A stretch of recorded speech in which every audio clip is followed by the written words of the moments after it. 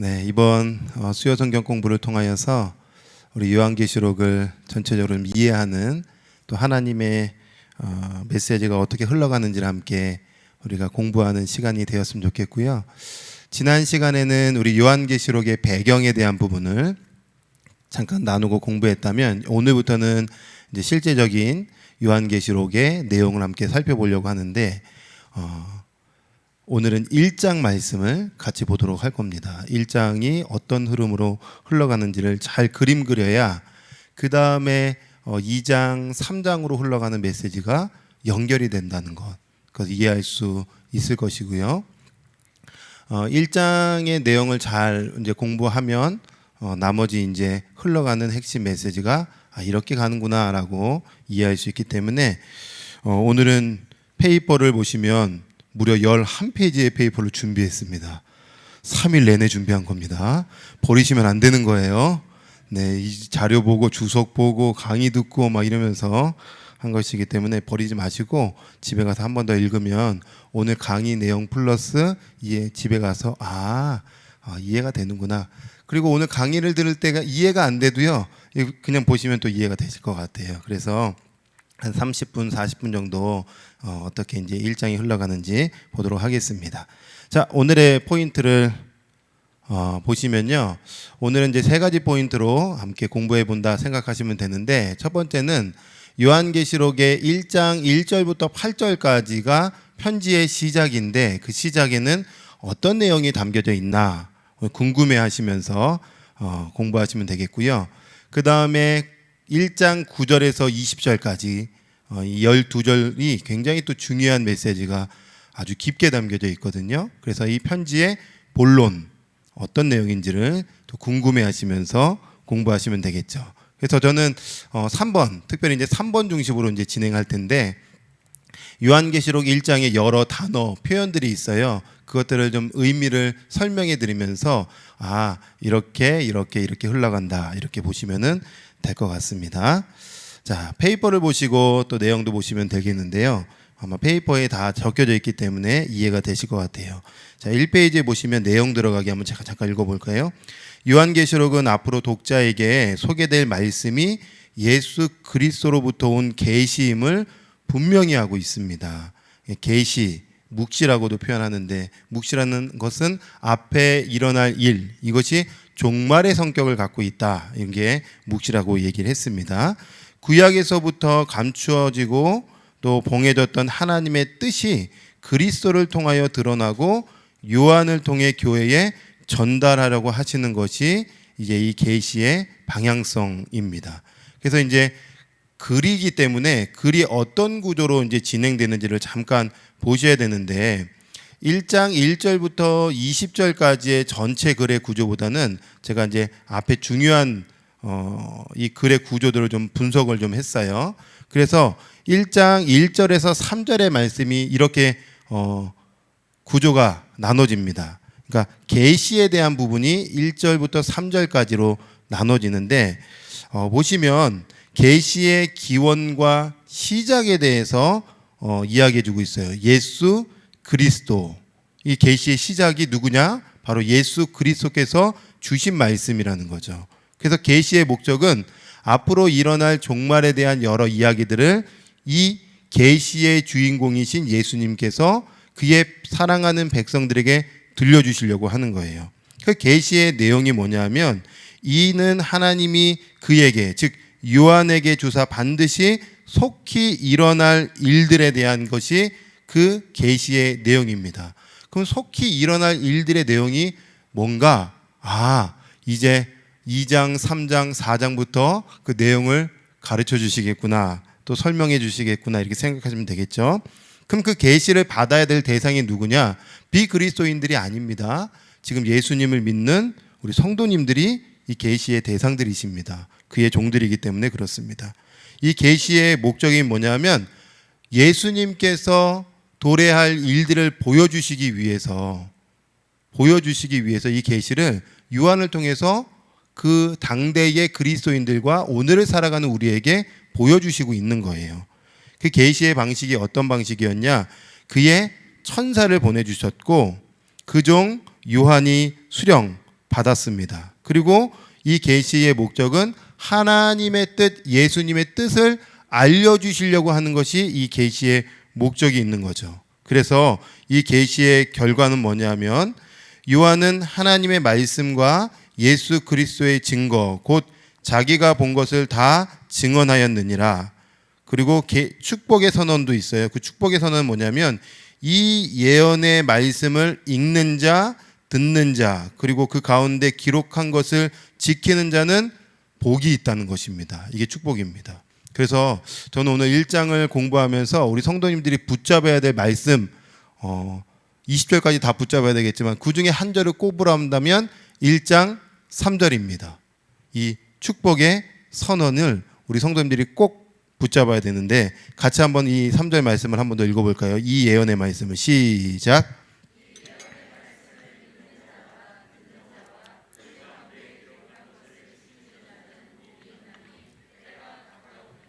아멘.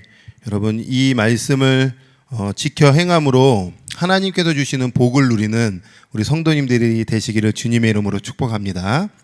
자, 그러면 1장 1절에서 3절의 중요한 이 구절, 그러니까 단어들을 좀 잠깐 설명하면서 이해할 필요가 있어요. 자, 1번에 보면 하나님의 말씀, 말씀이라는 게 과연 뭘까? 그냥 하나님이 말한 건가? 성경 66권을 말하는 걸까? 과연 뭘까? 거기 다 나와 있는데요.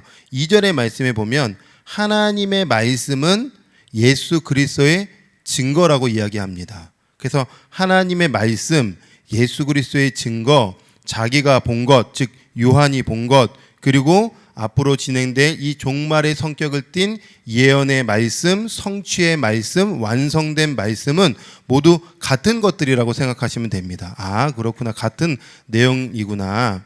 그래서 앞으로 전할 묵시의 말씀이 예수님께로부터 온 것이구나. 동시에 이 말씀은 하나님의 말씀인 것이구나. 받아야 되는 거구나. 두 눈을 크게 뜨고 집중해야 되는 것이구나. 이렇게 생각하면서 이제 서도에 들어가셔야 되는 거예요. 요한계시록에. 자, 그리고 요한이 보는 것과 증언이 뭐냐. 여러분 보다. 잠깐 저를 보시겠어요? 1장에 나중에 집에 가서 꼭 읽어보시면 보다라는 단어가 굉장히 많이 나옵니다. 그러니까 요한이 환상을 통해서 본 거예요. 본 것을 지금 그 시각적인 것들을 다 글로 기록한 것을 지금 당대의 교회 성도들에게 전달하고 있는 거예요. 그래서 보다라는 단어가 굉장히 많이 나와요. 보다, 보는 것, 그리고 증언, 증거 이런 것들이 계속 반복적으로 나오고 있는데 이것을 표현한 이유는 뭐냐면 요한에게 주어질 환상이 반드시 주님께로 왔다는 것을 다시 확인시켜 주는 거예요. 요한이 받았다, 너희도 받으라는 거예요. 요한이 하나님께로 받다 이 엄청난 놀라운 말씀을 받았고 그 말씀대로 이 고난의 터널을 지나가고 있는 그 요한의 말씀을 동일하게 오늘을 살아가는 우리 성도들도 받고 이 환난과 어려움 속에서도 예수님 붙잡고 믿음으로 승리할 때에 종말의 승리, 영원한 승리의 기쁨이 나의 것이 된다는 거죠. 그래서 요한계시록을 잘 우리가 읽을 필요가 있는 거예요. 자, 그래서 3번에 보면 복받을 자가 있어요. 복받을 자. 이 복받을 자, 요한은 예언의 말씀, 이 말씀을 읽고 듣고 지키는 자에게는 하나님이 복이 임한다고 선언합니다. 그래서 요한계시록에 이 복받을 자가 총 7번 나옵니다. 7번. 여기 각주에 보시면 7번 구절이 기록되어 있는데 반모섬의 요한을 통해 전달되는 그리스도의 묵시를 이제 그 당대의 교회 사람들이 받잖아요. 그리고 그 말씀을 2000년이 지난 오늘 우리가 받고 있잖아요. 이 받은 우리가 어떻게 해야 되냐면 이 계시를 읽고 들어야 된다는 것입니다. 자, 그런 점에서 한번 제가 이렇게 한번 질문해 볼까요? 우리 성도님들 지금까지 신앙생활하면서 요한계시록을 잘 읽어보셨죠? 네, 어려운 책이니까 툭 덮고 쉬운 책 읽을 수 당연히 있는데 아니요, 그렇지 않고 이 요한계시록을 반드시 읽고 듣고 지켜야 된다는 거예요. 그러니까 어떤 내용이 담겨져 있는지를 우리가 집중해야 되는 거죠. 그것을 지키는 자에게는 반드시 복이 임합니다. 하나님의 은혜가 임하게 될 것입니다. 자, 그러면은 4번에 이 예언의 말씀을 읽는 자와 듣는 자, 잠깐 저를 보시겠어요? 우리가 이제 이 번역이 되어 있기 때문에 읽는 자와 듣는 자 이렇게 표현되어 있지만 원어로 보면 읽는 자들과 듣는 자들 이렇게 표현되어 있어요. 그러면은 요한이 지금 바모섬에서 편지를 적어서 이 편지를 지금 누군가의 전달을 통해서 또 다른 교회에게 전달될 거 아니에요. 그런데 그때 그 교회의 성도들은 지금과 같지가 않았어요. 지금은 우리 성도님들이 제가 페이퍼를 드리면 여기 100이면 100 다 읽으실 수 있잖아요. 근데 당시에 사람들은 글을 읽을 수 있는 사람이 1%밖에 되지 않았습니다. 그러니까 누군가가 읽어줘야 누군가가 들을 수 있고 누군가가 들어야 그 말씀을 기억하여 지킬 수 있는 상황입니다. 그래서 읽는 자와 듣는 자는 공동체를 사실 말하는 거예요. 교회 사람들, 교회 성도들을 의미하는 표현이고요. 그리고 그 가운데 기록한 것을 지키는 자는 여러분 각자입니다. 그러니까 제가 여러분 이렇게 한번 적용해 볼까요? 제가 열심히 연구해가지고 우리 성도님들을 우리에게 전달해 드렸어요. 요한계시록 내용이 이것입니다. 저도 전하고 듣고 같이 공동체가 이 말씀을 지금 받았습니다. 이제 현장에서 지키는 것은 우리의 각자의 몫이 되는 것입니다. 그래서 이 말씀을 이제 요한계시록을 잘 배워서 하나님 잘 말씀대로 순종하며 살아갈 수 있도록 도와달라고 이것이 우리의 기도 제목이 되기를 주님의 이름으로 축복합니다. 자, 그래서 이제 계속 보시면 빨간색 글씨가 있어요. 굵은색. 예언의 말씀을 지키는 자는 증인이 되는 길이며 하나님의 관점에서는 이 증인들이 이 우주와 초월적 이 시간을 지금 이해하면서 살아가는 사람들이고 단순히 세상의 흐름에 따라 살아가는 것이 아니라 악과의 전투에서 하나님 편에 서서 예수님 붙잡고 싸우는 사람이 바로 읽고 듣고 지키는 자다. 이렇게 생각하시면 되는 거예요. 자, 그러면 그 예언의 말씀이 뭘까를 좀 우리가 정리해 봐야 되겠죠. 예언의 말씀이란 미래적 시간만을 언급하는 것이 아닙니다. 하나님이 미래적 개입과 역사뿐 아니라 구약의 선지자들의 약속들이 예수 그리스도를 통해 성취되었다는 것, 그리고 주의 재림을 통해 어떻게 완성되는지를 보여주는 것이 바로 예언의 말씀입니다. 그러니까 예언의 말씀하면 앞으로 무슨 일이 일어나겠구나가 이 정도의 차원이 아니라 미래에 대한 말씀뿐만 아니라 구약의 성취요 완성의 말씀이다. 이렇게 이해하면서 우리가 계시록을 읽어 나가야 되는 거죠. 자, 그래서 이제 6번에 보시면 이렇게 3절에 말씀하고 있어요. 이 예언의 말씀을 지금 요한계시록의 이 말씀을 성경 66권의 말씀을 읽는 자와 듣는 자와 그 가운데 기록한 것을 지키는 자는 복이 있습니다. 그래서 지금 때가 가깝다는 것을 꼭 기억하면서 복 받는 사람들이 돼야 되는 것입니다. 그럼 때가 가깝다는 것은 무슨 의미입니까? 두 가지를 생각하셔야 돼요. 첫 번째는 예수님이 재림하신다는 거예요. 그 때와 시기는 알 수 없습니다. 오늘 오실지 내일 오실지. 내일 오신다고 한다면 또 모레 오신다고 한다면 우리가 해야 될 것은 일상에 있는 것을 다 접고 산으로 올라가는 것이 아니라 일상에서 충성되이 살아가면서 그 말씀을 또 우리가 꾸준히 읽고 묵상하고 또 하나님 말씀을 예배 가운데 듣고 그리고 그 말씀대로 살아낼 때에 그렇게 충성되이 살아낼 때 주님 다시 오시는 그 영광스러운 기쁨을 누리게 되는 거예요. 뿐만 아니라 때가 가깝다는 것은 두 번째는 앞으로 성도에게 환난이 임한다는 거예요. 고난이 임한다는 거예요. 임박했다는 거. 임박했다. 때가 임박했다. 때가 가까웠다. 예수님 오시기 전에 고난이 극대화될 것이고 환난과 핍박이 더 극심해질 것이다. 이런 것들로 이해하셔야 되는 거죠. 자, 그래서 보시면 요한은 이 말씀을 통해서 예수님의 재림을 성도들이 기억하며 깨어 있을 것과 동시에 임박한 고난을 대비하며 예수의 언약을 기억할 것을 강조하고 있는 표현인 것입니다. 자, 여러분 한번 생각해 보십시오. 이렇게 뭐 구체적으로 단둘이 얘기하지 않아도 지금 전 지구적으로 돌아가는 여러 현상들만 봐도요, 알 수 있습니다.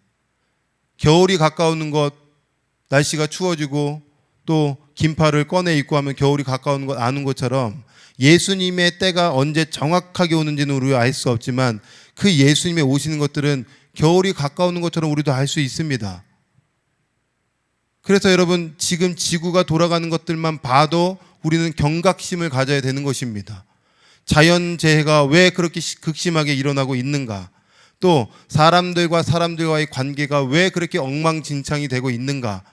분명히 마태복음 24장에 다 말씀하고 있는 것들입니다. 그리고 나라와 나라가 이제 극심하게 싸우는 일들이 일어날 것이라고 분명히 얘기하고 있습니다. 이 종말에 대한 이야기를 얘기하면은 듣고 싶지 않아도 이게 예수님 오시기 전에 진조 형상이기 때문에 우리는 그 현상을 보고 또 말씀을 볼 때마다 알아야 될 것, 생각해야 될 것은 주님이 오늘 오실지 내일 오실지 준비해야 되는 것이구나, 깨어 있어야 되는 거구나. 깨어 있는 것이 뭘까요? 요한계시록에 일관적으로 얘기하는 것이 있어요. 예배입니다. 예배에 목숨 걸어야 되는 것입니다. 그래서 이거는 굉장히 중요한 요한계시록의 핵심 중에 핵심이더라고요. 그러니까 성도님들이 코로나 시기에 이제 예배로 많이 오십시오. 아니, 그런 차원이 아니고 예배의 핵심이 있어요. 예배에 우리의 영혼이 생사가 달려 있는 거예요. 말씀을 들어야 믿음이 자라잖아요. 그리고 찬양 중에 우리의 영혼의 문제가 풀리잖아요. 기도하면서 주님과의 소통이 다시 막혔던 문들이 열리잖아요. 회개함으로 내 묶였던 것들이 풀어지잖아요. 그 모든 것들이 예배 가운데 있잖아요. 그래서 공적인 예배를 우리가 목숨 걸고 사수하고 예배하는 것도 중요하고 일상에서의 예배의 삶도 중요한 거죠. 그래서 저는 참 감사해요.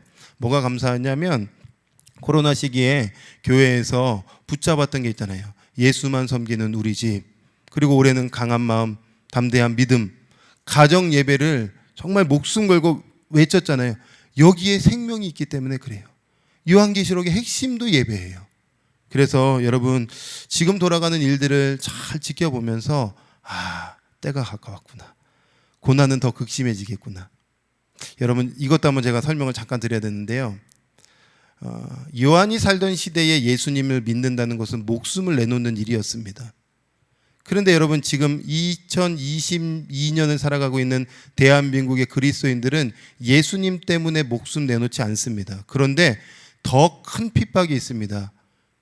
우리는 그걸 인지해야 되는데 우리 안에 찾아오는 수많은 문화, 미디어, 교육, 이거는 보이지 않는 우리 생명줄을 끊어놓는 건 아니지만 영적으로 아주 심각하게 우리를 소멸케 하는 굉장한 영적 전쟁인 거예요. 그래서 제가 지난주에도 말씀드렸었죠. 네덜란드의 이런 여러 가지 퀴어 축제의 이야기들, 아무것도 아닌 것 같지만 30년 만에 교육의 판도가 바뀌고 아이들의 성 정체성이 바뀌는 이런 식으로 우리의 환난과 핍박이 막 올 거예요. 예수님을 떠난 게만큼 큰 환난이 어디 있습니까? 예수님을 부인한 것만큼 엄청난 고난이 어디 있는 겁니까? 모르지만 영적인 것은 완전히 피폐해지는 거잖아요. 그래서 이 시간 하나님의 말씀을 지금 듣고 있는 분들, 또 마음에 움직여서 이 말씀대로 살아내야 되겠다라고 결단하시는 분들은 결단으로 끝나는 게 아니라 우리 자녀들에게 빨리 이 목숨을 주셔야 되는 거예요. 야, 말씀을 같이 우리 읽어야 된다, 배워야 된다.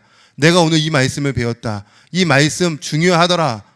다른 건 몰라도 이 한 문장 붙잡았다. 예배에 목숨 걸어야 된다. 예배에 성공하면 인생에 성공한다더라. 이런 거 가르쳐 주셔야 되는 겁니다. 전해야 되는 겁니다. 아이들이 안 들어도 다 듣습니다. 스쳐 지나가도 다 듣습니다. 어른 돼도 다 듣습니다. 그리고 내 한마디가 아무 영향력이 없는 것처럼 보여도 그 아이가 하룻밤 지나면 깨달을 수 있는 거고 움직여질 수 있는 거고 마음이 막 변화될 수 있는 거예요. 영적인 진리는 계속 선포해 주는 거죠. 자, 이렇게 1절에서 3절의 말씀, 예수님의 계시에 대한 부분을 기록하고 있어요. 이제 4절에서 6절의 말씀에 보니까 편지 형식으로 되어 있죠. 어떻게 되어 있냐? 발신자가 나옵니다. 발신자 요한입니다. 계시를 받았으니까 이제 교회에게 편지를 써야 되겠죠. 그 사람이 요한이에요. 받았으니까. 수신자는 7 교회입니다. 이제 7 교회에게 굉장히 중요한 계시를 전달하겠구나. 그러면서 이 계시를 주신 이를 지금 이야기하고 있어요.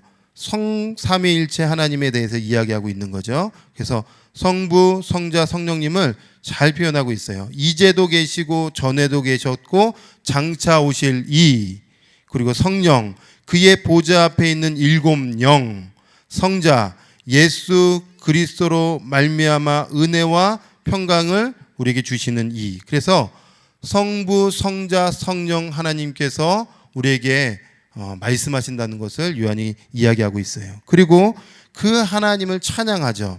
5절 하반절에서 6절 말씀에 보면 우리를 사랑하사 그의 피로 우리 죄에서 우리를 해방하시고 그의 아버지 하나님을 위하여 우리를 나라와 제사장으로 삼으신 그에게 영광과 능력이 세세토록 있기를 원하노라. 아멘. 찬양하고 있습니다. 이 편지를 기록하게 하시는 이를 찬양하는데 굉장히 중요한 표현들이 또 있어요. 한번 잘 보시죠. 자, 1번에 보면 반복적으로 지금 표현되고 있는 것이 있는데 저자의 이름입니다. 저자의 이름이 기록되어 있어요. 1장 2절에도 요한이 계시를 받았다. 요한이다. 그리고 지금 이 계시를 받은 이가 편지를 쓰고 있어요. 누가요? 요한이 쓰고 있어요. 그리고 그 요한이 예수님에 대해서 이제 묘사를 할 거예요. 요한이, 9절에 요한이 3번이나 반복됩니다. 이거는 당대의 교회 사람들에게 이거 정확한 거다 얘들아, 이거 분명한 거다, 이거 정말 말씀을 받아야 되는 거다라고 자기의 이름을 굳이 3번이나 넣으면서 확고하게 표현하고 있는 표현 방식인 거예요. 그러면 오늘날 우리도 이 요한이 기록한 계시록을 분명히 읽고 분명히 받아서 그 말씀을 마음에 새겨서 신자로 승리하는 삶을 살아야 된다는 거죠. 자, 그래서 이어서 3페이지에 보시면 하나님의 이름이 묘사되어 있는데 방가로 1번에 하나님의 이름, 그 하나님의 이름은 이제도 계시고 전에도 계셨고 장차 오시리에요. 과거, 현재, 미래를 통치하시는 분, 영원하신 하나님이 지금 요한에게 말씀하고 있는 거예요. 영원하신 하나님께서 오늘을 살아가는 우리에게 뭔가 지금 들려주고 싶으시대요. 보여주고 싶으시대요. 가르쳐주고 싶으시대요. 그게 뭘까? 기대하셔야 되는 거죠. 그리고 그 성부, 성자, 성령님께서 하시는 사역이 있는데 굉장히 재미난 표현이 있어요. 거기 보면 은혜와 평강이 너희에게 있기를 원하노라. 당시에 고대에 편지를 쓸 때에는 예수님을 모르는 사람들, 비그리스도인들도 평강하기를 원하노라라고 썼습니다. 그런데 은혜와 평강, 이것을 독특하게 지금 넣은 건 뭐냐면 이 은혜를 주시는 이가 하나님이시라는 거예요. 은혜를 받아야 평강, 진정한 평강을 얻을 수 있다는 거예요.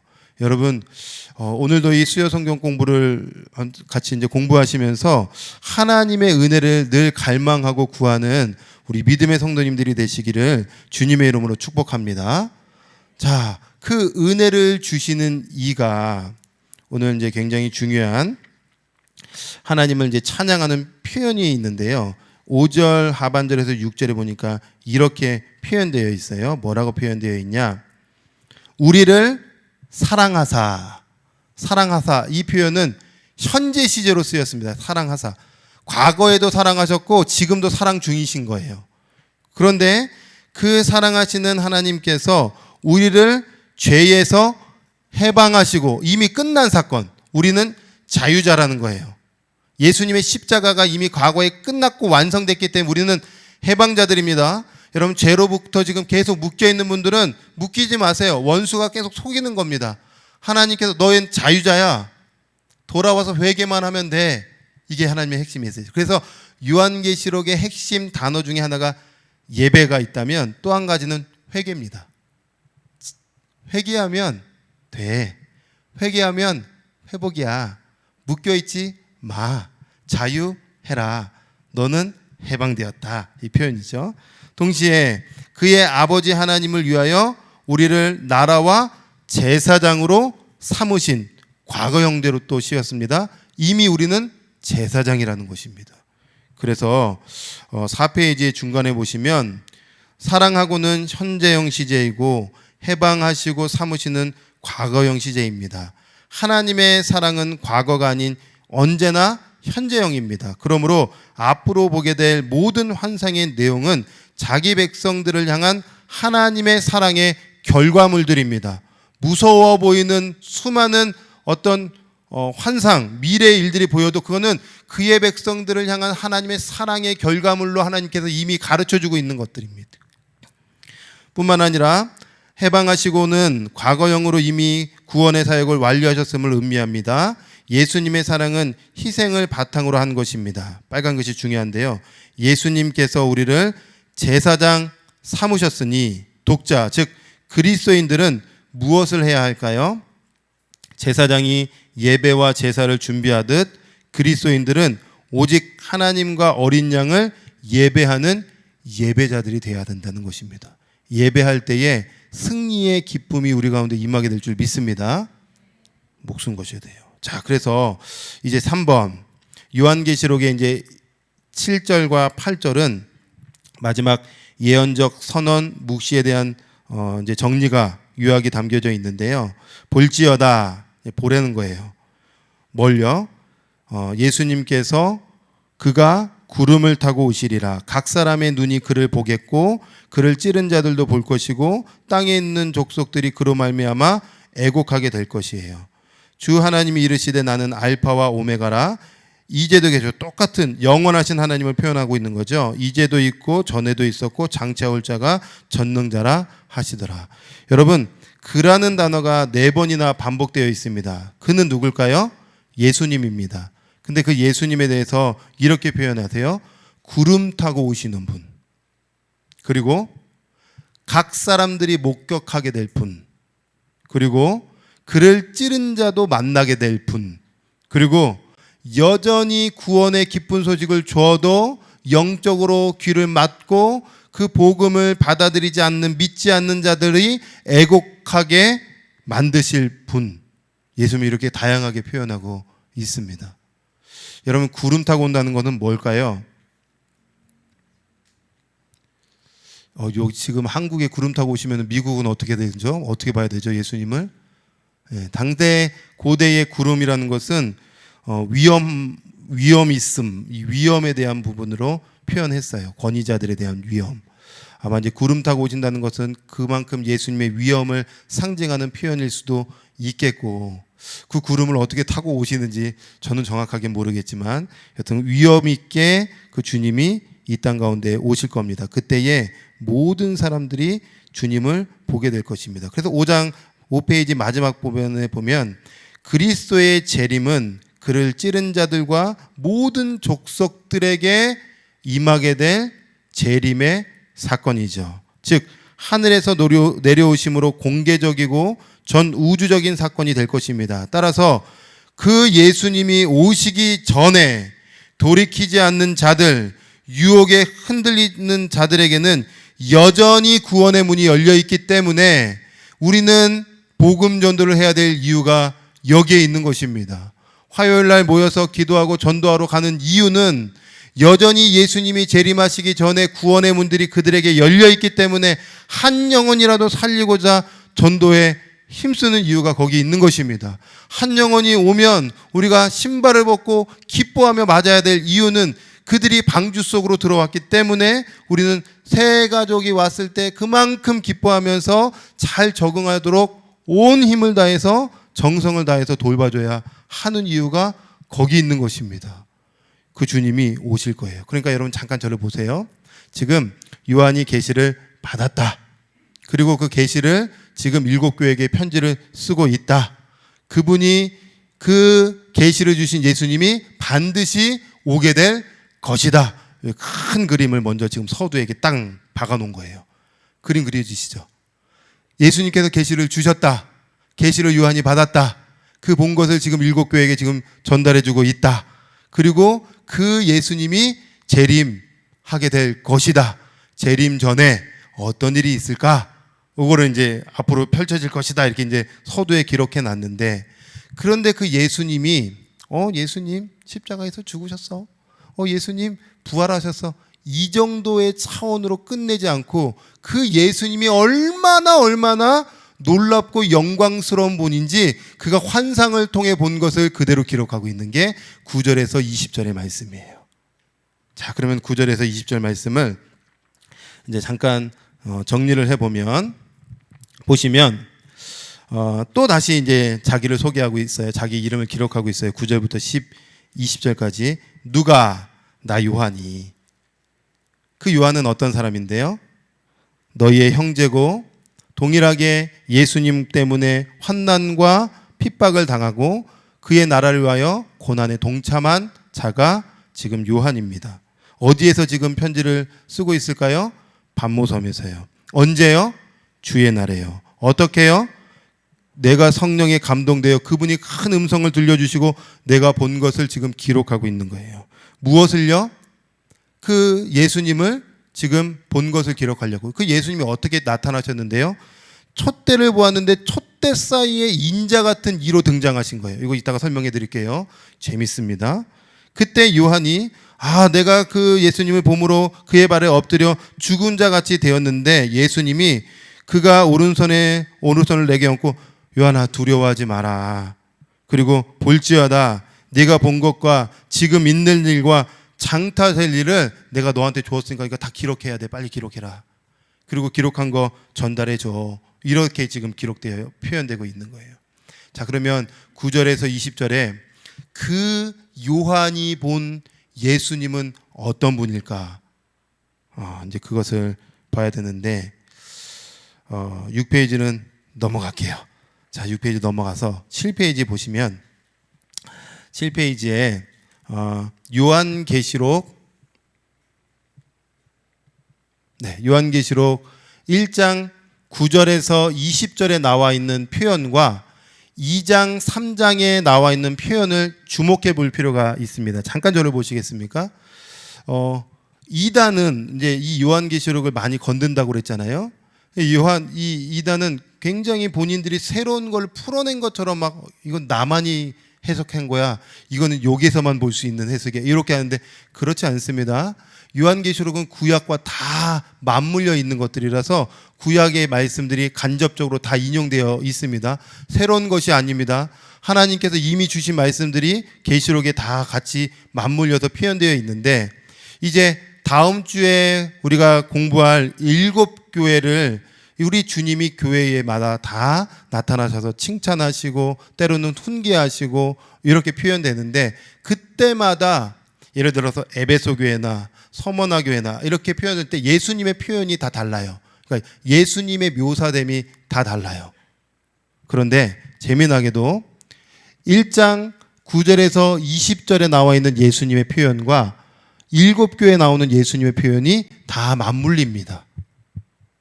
이렇게 맞물리는 거예요. 그래서 한번 나중에 집에 가서 한번 곰곰이 한번 상상해 보세요. 보니까 여기 보니까 에베소 교회는 거기 보니까 그의 오른손에 7별 그리고 7개 금촛대 사이를 걸어 다니시는 분이라고 표현되는데 보니까 9절에서 20절에 촛대 사이에 인자 같은 이라고 표현되어 있고, 내가 본 것은 내 오른손에 7별의 비밀과 또 7 되어 있는데 이게 무슨 의미지? 하면서 맞물려서 상상하면서 공부하면 하나님이 이런 분으로 에베소 교회에 말씀하시려고 하는 거구나. 하나님이 이런 모습으로 지금 서머나 교회에 말씀하시려고 하는 거구나.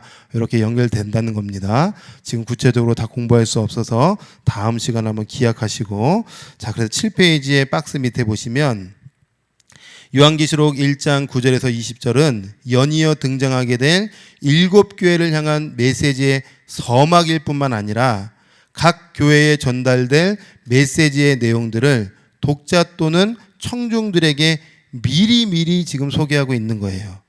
이런 것은 고대의 글쓰기법입니다. 고대의 글쓰기는 갑자기 등장하여 독자들에게 아무런 준비 없이 받아들이도록 하기보다는 조금씩 그 내용을 알 수 있는 암시, 상징, 이미지들을 미리 제공하는 것이 고대 글쓰기의 일반적인 방식이었어요. 그래서 예수님의 모습을 묘사함으로써 이분은 하나님과 같은 분이며 같은 권위를 가지신 분이라고 표현하고 있다는 것입니다.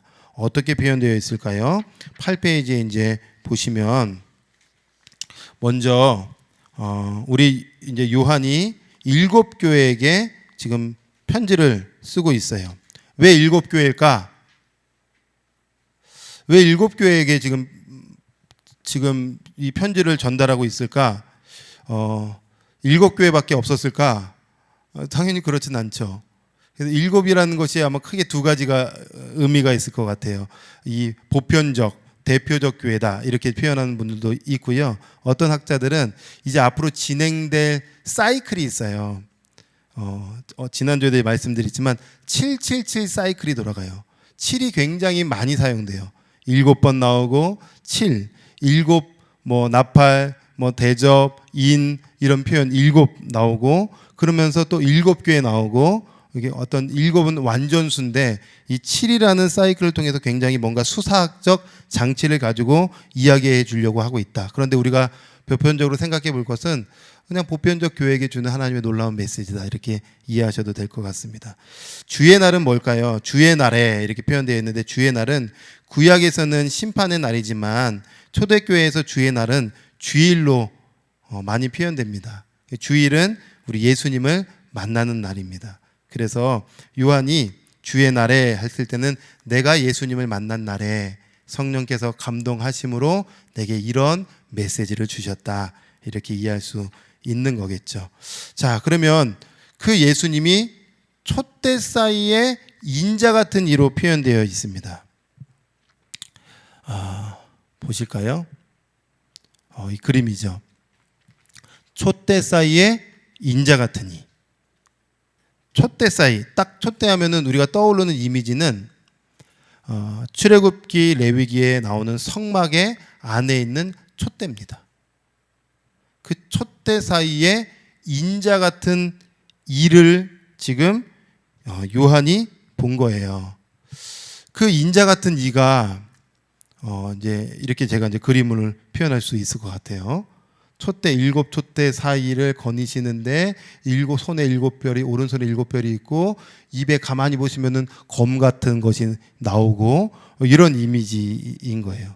이거는 이제 목사님 그 이미지가 좀 이상한 것 같은데요. 이럴 수 있는데 미국에 지금 목회하는 군목 목사님한테 직접 연락해서 받아온 거니까 괜찮습니다. 그분 이렇게 합동 측 목사님이신데 거기서 목회하는데 그 이미지 쓰셔서 전달해서 받은 거니까 이런 이미지라고 상상해 볼 수 있을 것 같아요. 자, 그래서 이런 이미지를 생각하면서 페이퍼를 한번 보시면 7 촛대는 7 교회입니다. 이건 정확하게 1장 20절에 다 나와 있습니다. 7 촛대를 거니시는 인자 같으니 교회에 거니시는 예수님, 교회를 통치하시는 예수님, 교회를 보존하시는 예수님, 교회를 붙드시는 예수님 이렇게 이제 표현할 수 있는 거겠죠.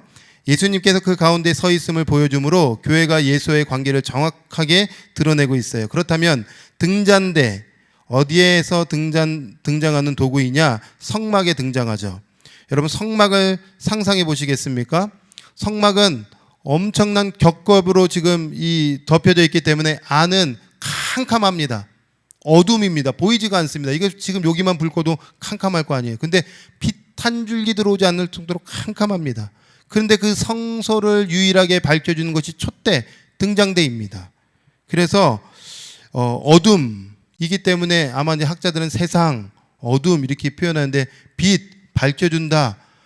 그 촛대가 7교회를 이야기하고 그 7교회가 어둠을 밝혀주기 때문에 교회는 세상을 비추는 빛이다라고 표현하고 있는 거예요. 그래서 세상이 밝아지는 것은 법이 더 강력해지면 밝아지는 것이 아니라 교회가 교회다워지면, 교회가 예수님 닮아가면, 교회가 십자가에 완전히 굴복당하면, 그리고 말씀을 지켜 행하면 이 순기능이 세상 가운데 흘러간다는 거예요.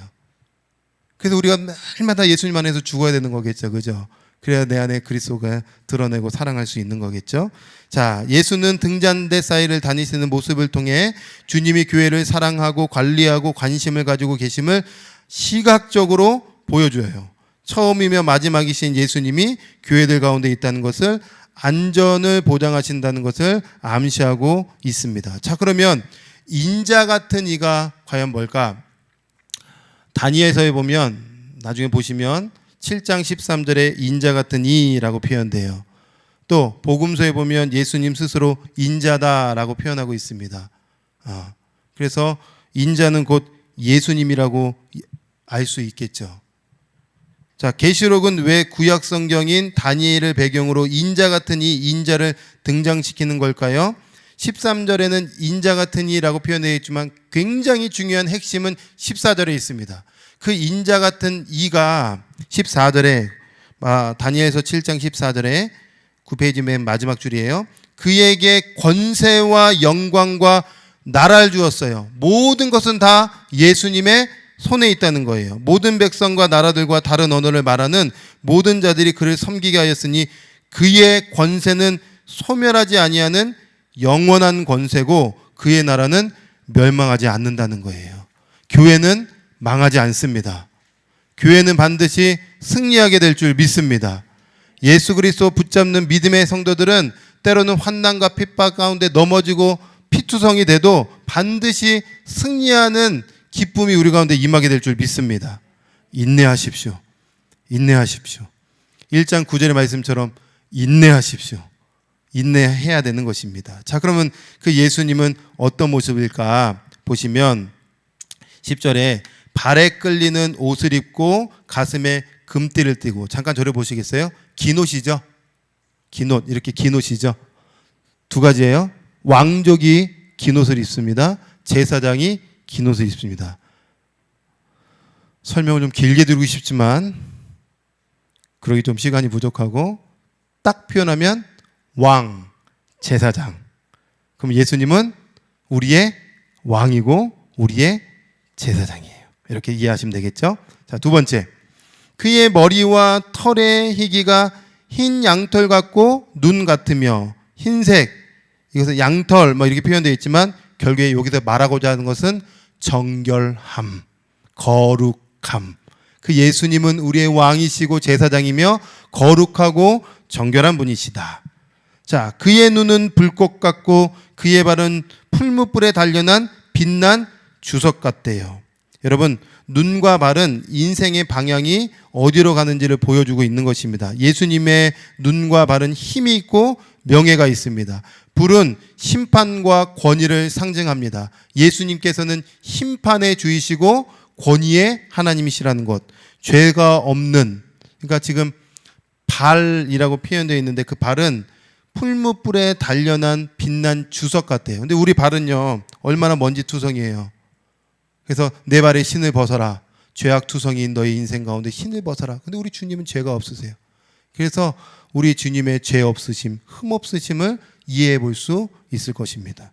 자, 그 다음으로 그의 음성은 많은 물소리 같으며, 폭포와 같은 거대한 물소리와 같은 그 하나님의 존귀, 영광, 권위를 청각적으로 지금 표현하고 있는 거예요. 많은 물소리, 쭉쭉쭉쭉 이렇게 흘러가는 물소리가 그분의 영광과 존귀와 그 다음에 권위를 청각적으로 보여주는 거죠. 자, 그의 오른손에는 7별이 있습니다. 오른손은 성경에서 능력을 상징합니다. 그리고 존귀를 상징합니다. 7별을 붙들고 있는 모습은 당시 황제의 권위를 상징하는 대표적인 이미지였어요. 제가 이거 그림을 넣으려다가 이게 못 넣었는데요. 당대의 로마의 동전을 보면 황제가 손 위에 별들을 가지고 있어요. 그만큼 권위를 상징하는 표현이거든요. 근데 예수님이 진정한 권위자이시다. 능력자이시다. 온 우주 만물을 통치하시는 놀라운 하나님이시다라는 것을 표현하고 있는 거죠. 그리고 그의 입에서 좌우에 날선검이 나오고, 여러분 에베소서의 말씀에 성령의 검, 성령의 검, 성령, 말씀 이렇게 표현되기 때문에 거기랑 맞물린다면, 그 구절과 맞물린다면 이 좌우의 날선검은 말씀을 의미할 수도 있겠지만 하나님의 심판을 때론 또 계시록에서는 의미합니다. 그리고 마지막 그의 얼굴은 해가 힘있게 비치는 것 같더라.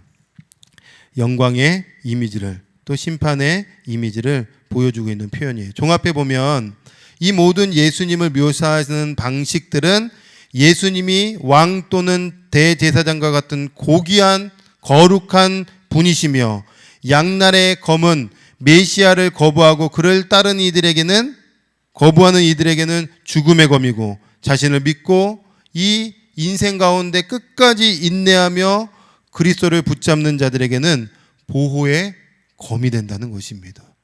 그분이 우리의 주님이십니다. 그래서 이 모든 본 것을 기록해라. 그리고 전달해라. 라고 요한에게 이야기하고 있는 거예요. 잠깐 저를 보시겠습니까? 1장을 전체적으로 한번 정리를 해보면 계시의 주체이신 예수님께서 반모섬에 있는 요한에게 하나님의 때에 임재하셨고 큰 환난과 핍박 가운데 있는 요한에게 앞으로 도래할 하나님의 놀라운 일들을 보여주셨고 고통 가운데 심한 교회들 성도들에게 이 계시의 말씀을 보여줌으로 반드시 인내함으로 승리를 고대하며 살아가라고 이 땅 가운데 살아가라고 말씀하시는데 자 승리해 이렇게만 이야기하려고 하는 것이 아니라 그 승리를 주시는 분이 누구신지를 1장에 명확하게 못 받고 그분이 예수님이라는 것을 환상 9절부터 20절까지 표현해 주면서 보여준 이후에 그분이 권능의 주요 영광의 주요 전능자이시요 통치자이신 분이 너희의 눈물을 알지 못하지 않고 너희의 수고를 나몰라라 하지 않고 너희의 신음과 고통을 그분이 모르지 않고 다 아시기 때문에 때로는 피투성이가 돼도 내가 주님의 손을 놓는다 할지라도 주님은 여전히 내 손을 붙잡고 반드시 종국의 그 영광스러운 나라로 이끌어 가실 것이다 라고 이제 21장 22장으로 가게 될 것입니다. 이 그림을 못 박은 거예요. 못 박으셨죠? 그러면 이제 그 못 박은 예수님의 말씀이 교회들에게 들려지길 것이고 그 교회들은 그 말씀을 붙잡고 앞으로 있을 큰 환난이 어떤 환난이 있을까? 어떤 핍박이 있을까? 어떤 징조들이 나타날까를 이제 4장부터 쭉 보게 될 것입니다. 여러분 오늘 말씀 이제 잘 들으셨을 텐데 3절 말씀을 꼭 기억하십시오. 3절 말씀 제가 다시 한번 읽고 같이 한번 기도했으면 좋겠는데요. 이 예언의 말씀을 읽는 자와 듣는 자와 그 가운데 기록한 것을 지키는 자는 뭐가 있습니까? 복이 있게 될 줄 믿습니다.